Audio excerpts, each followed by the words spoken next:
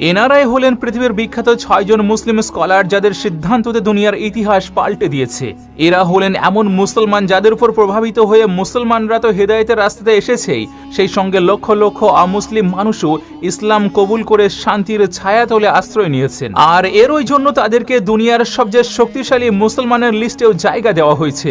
দুনিয়ার এমন কোনো দেশ নেই যেখানে তাদেরকে পছন্দ করা মানুষ উপস্থিত নেই। আল্লাহ তাআলা এদের মুখের ভাষাতে এত স্বচ্ছতা, এত মিষ্টতা, এত ভালোবাসা ভরে দিয়েছেন, যেই কারণে লক্ষ কোটি মানুষ তাদের দিকে সমুদ্রের ঢেউয়ের ন্যায় উপচে পড়ে। আল্লাহ তাআলা এই সমস্ত মানুষদেরকে এত সম্মান প্রদান করেছেন যাদের শুধুমাত্র কথা শোনার জন্য জনসমুদ্র বয়ে যায়। হ্যালো বন্ধুরা, চলে আসলাম নতুন আর একটা রিয়াকশন ভিডিও নিয়ে। আজকে আমরা দেখতে চলেছি পৃথিবীর সবথেকে বিখ্যাত ৬ জন ইসলামিক স্কলারদের। তো চলুন দেরি না করে ভিডিওটি শুরু করা যাক। দুনিয়ার সবচেয়ে বিখ্যাত ৬ জন মুসলিম স্কলারের লিস্টে সর্বপ্রথম নাম উঠে আসে ডক্টর জাকির নায়েকের। ১৮ অক্টোবর ১৯৬৫ সালে মুম্বাইতে জন্মগ্রহণ করা ডক্টর জাকির নায়েক আজ বিশ্বের সবচেয়ে বিখ্যাত মুসলিম মুকাররারদের একজন হয়ে আছেন। আপনাদেরকে জানিয়ে রাখি যে ডক্টর জাকির নায়েককে ভারতের সবচেয়ে মহান মুসলিম ইনফ্লুয়েন্সার বলা হয়। ডক্টর জাকির নায়েক দ্বারা প্রতিষ্ঠিত হওয়া পিস টিভি চ্যানেল আজ দুনিয়ার সবচেয়ে বড় ধার্মিক চ্যানেলে পরিণত হয়েছে। আপনি এটি জেনে অবাক হবেন যে ডক্টর জাকির নায়েককে ভারতের সবচেয়ে শক্তিশালী ১০০ মুসলমানের লিস্টে জায়গা দেওয়া হয়েছে। আজ দুনিয়া জুড়ে ডক্টর জাকির নায়েকের নামে অনেকগুলো স্কুল ও কলেজও চলছে। তার দ্বারা প্রতিষ্ঠিত করা ইসলামিক ইন্টারন্যাশনাল স্কুল হলো ভারতের সবচেয়ে আধুনিক ইসলামিক স্কুল। এখানে কোরআন ও হাদিসের পাশাপাশি বিজ্ঞানের বিভিন্ন বিষয়ের সম্পর্কে শিক্ষা দেওয়া হয়। ইসলামিক ইন্টারন্যাশনাল স্কুলে অধ্যয়নরত শিক্ষার্থীর সংখ্যা ৬,০০০-এরও বেশি। আর এটিই ভারতের প্রথম স্কুল যেখানে ১০ জন ছাত্রের জন্য একজন অধ্যাপক নিয়োগ দেওয়া হয়েছিল। মুম্বাই ইউনিভার্সিটি থেকে এমবিবিএস করা ডক্টর জাকির নায়েককে আজ দুনিয়ার সবচেয়ে প্রভাবশালী ধর্মগুরু বলা হয়। ২০১৫ সালে ডক্টর জাকির নায়েককে সৌদি সরকার ইসলামের তাবলিগের জন্য শাহ ফয়সাল অ্যাওয়ার্ড দিয়ে সম্মানিত করেছেন। তাকে দুবাই, মালয়েশিয়া, ইন্দোনেশিয়ার মতো দেশও অনেক অ্যাওয়ার্ড দিয়ে সম্মানিত করেছেন। ডক্টর জাকির নায়েকের দ্বারা প্রতিষ্ঠিত ইসলামিক রিসার্চ ফাউন্ডেশন আজ পুরো দুনিয়াতে ইসলামের তাবলিগের জন্য কাজ করে চলেছে। কিন্তু ২০২১ সালে ভারতের হিন্দুত্ববাদী সরকার এই সংগঠনের উপর নিষেধাজ্ঞা আরোপ করে এবং ডক্টর জাকির নায়েকের বিরুদ্ধেও কেস ফাইল করা হয়। আর যেই জন্য তিনি এখন ভারত থেকে হিজরত করে মালয়েশিয়াতে বসবাস করতে শুরু করেছেন। আর বর্তমান সময়ে সেখান থেকে ইসলামের দাওয়াতের কাজ কন্টিনিউ রেখেছেন।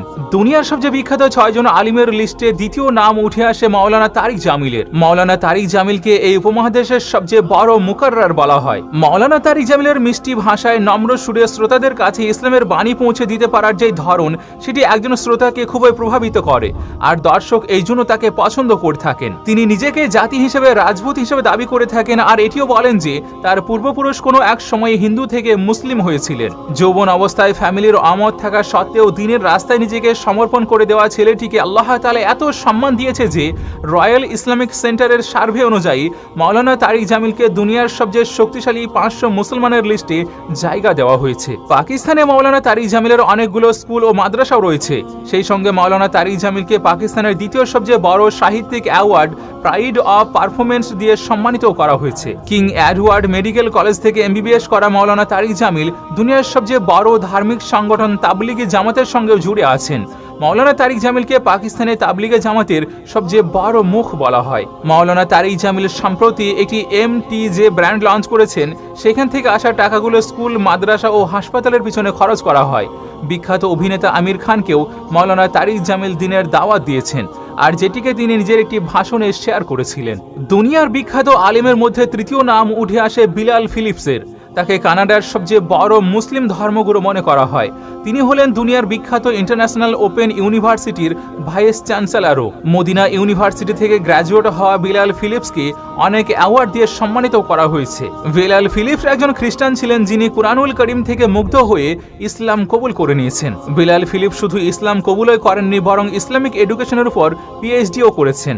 আর তিনি বর্তমান সময়ে দুবাইয়ের আজমান ইউনিভার্সিটির লেকচারার হয়ে আছেন। গালফ যুদ্ধের সময় সৌদি আরব বিলাল ফিলিপসকে অমুসলিম যোদ্ধাদের কাছে ইসলাম পৌঁছানোর যে কাজ দিয়েছিলেন, তার ফলশ্রুতিতে তিনি ৩,০০০ লোকের কাছে ইসলামকে পৌঁছে দিয়েছিলেন এবং তারা ইসলাম কবুলও করে নেন। বিলাল ফিলিপসের দ্বারা প্রতিষ্ঠিত হওয়া ডিসকভার ইসলাম অর্গানাইজেশনের মাধ্যমে এখন পর্যন্ত হাজার হাজার লোক ইসলাম কবুল করছেন। তার দ্বারা প্রতিষ্ঠিত হওয়া দারুল ফাতে প্রিন্টিং প্রেস প্রতি বছর অমুসলিমদের জন্য সহস্র কোটি ইসলামিক কিতাব পাবলিশ করে থাকে।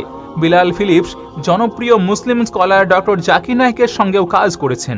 দুনিয়ার সবচেয়ে বিখ্যাত মুসলিম আলিমের লিস্টে চতুর্থ নাম আসে মাওলানা সাদ সাহেবের। তিনি দুনিয়ার সবচেয়ে বড় ধার্মিক সংগঠন তাবলিগে জামাতের আমির। বিজনেস ইনসাইডারের সার্ভে অনুযায়ী তাবলিগ জামাতে যুক্ত হওয়া মানুষের সংখ্যা 100 কোটিরও বেশি। আমেরিকা থেকে শুরু করে রুশ, জাপান, ইন্দোনেশিয়া সহ ফ্রান্সের প্রতিটি শহরে শহরে এর শাখা ছড়িয়ে রয়েছে। দুনিয়ার 200 থেকেও অধিক দেশে তাবলিগে জামাতের মানুষ কাজ করে চলেছেন। তাবলিগে জামাত প্রতিষ্ঠিত করেছিলেন মাওলানা সাদ সাহেবের পরদাদা মাওলানা ইলিয়াস রহমতুল্লাহ আলাই 1926 সালে। আর এটি হলো দুনিয়ার সর্বপ্রথম নন পলিটিক্যাল ইসলামিক সংগঠন যার উদ্দেশ্য হলো শুধুমাত্র ইসলামের প্রচার ও প্রসার করা। মাওলানা সাদ সাহেবের এই তাবলিগে জামাতে বিভিন্ন দেশের সাংসদ, মন্ত্রী, প্রধানমন্ত্রী আর কর্পোরেট জগতের লাখো মানুষ যুক্ত আছেন।